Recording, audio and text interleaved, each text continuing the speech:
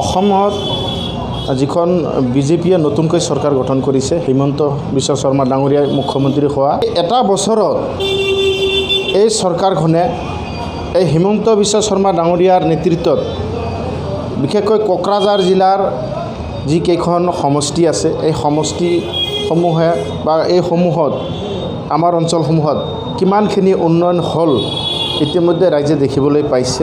আমিও তাক প্ৰত্যক্ষ বা পৰোক্ষভাৱে আমি নিৰীক্ষণ কৰি আছোঁ। কথা হৈছে বিজেপিয়ে আচলতে যেনেকৈ তেখেতসকলৰ নিৰ্বাচনী ইস্তাহাৰত যেনেকৈ প্ৰকাশ কৰিছিল, সেই হাৰে তেনেকৈ কিন্তু তেখেতসকলে উন্নয়ন কৰিবলৈ সক্ষম হোৱা নাই। একদম প্ৰথম কথা এইটো যে, দ্বিতীয় কথা হ'ল তেখেতসকলে উন্নয়নৰ বহু ধৰণৰ স্কিমবিলাক বা যিবিলাক কিবা থাকে বিভিন্ন অফিচৰ যিবিলাক মানে কিবা থাকে মানে স্কিম থাকে, সেই স্কিমবিলাক তেখেতসকলে ঘোষণা কৰে। ঘোষণা কৰাৰ পিছত কিন্তু যেনেকৈ কাৰ্যকৰী কৰিব লাগে, যেনেকৈ কাম কৰিব লাগে, তেখেতসকলে ডোৰ টু ডোৰ যাই পেলাই কাম কৰিব লাগে, তেনেকুৱা কৰিবলৈ আজিলৈকে সক্ষম হোৱা নাই। একো পোৱা নাই, কিনো দিয়া নাই, বৃষ্টি বনাই দিয়া নাই, কি দিব, একো দিয়া নাই। তো বিজেপি চৰকাৰ ভোট পাওঁতে আৰু বেছি লাভৱান দিছে।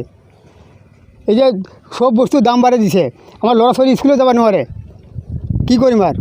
এই দলখন কিমান বছৰ হ'ল?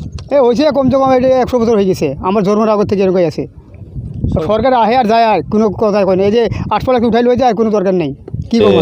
আমি ক'ব লাগিব বা চিন্তা কৰিব লাগিব যে এটা MLAৰ মানে কিমানখিনি কৰিব লগা থাকে বা তেওঁৰ মানে ক্ষমতা কিমান থাকে, এইখিনি কথা আমি আগতে বুজিব লাগিব।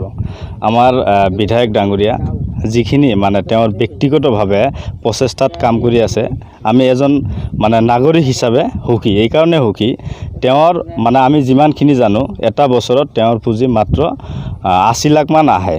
কিন্তু এই 80 লাখ টকাৰ মানে যিখিনি কাম, এই কামত আমি সুখী। এইকাৰণে ক'ব লাগিব যে আপোনালোকে চাইছে দুৰামাৰী অঞ্চলতো যেতিয়া এই গৰাখহনীয়া হৈছিলে, তেতিয়া আমাৰ MLA ছাৰে তেওঁৰ মানে পুঁজিৰ পৰা তেওঁ মানে দলংটো বাঁহৰ কিবা এটা ফাকু তেওঁলোকে বনাই দিছিলে।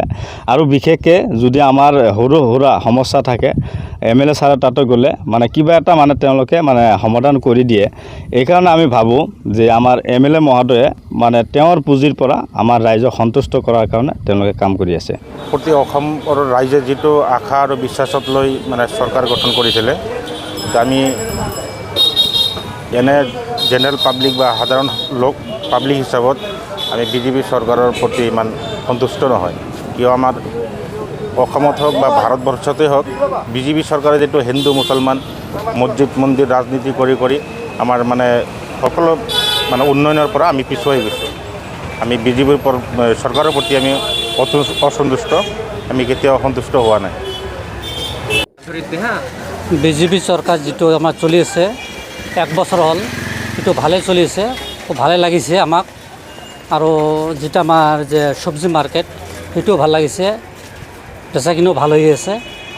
এখন আমি খুব ভালে একটো পাইছোঁ। যি হওক এনেকুৱা চলিলে ভাল, শান্তি আছে বৰ্তমান, উন্নতি হৈ আছে, ৰাস্তা পদূলি হৈছে নে? বহুত ডেভেলপমেণ্ট হৈছে।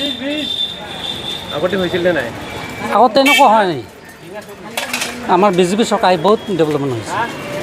এটা বছৰ ভাল হৈছে, ভাল হৈছে, বহুত ভাল হৈছে।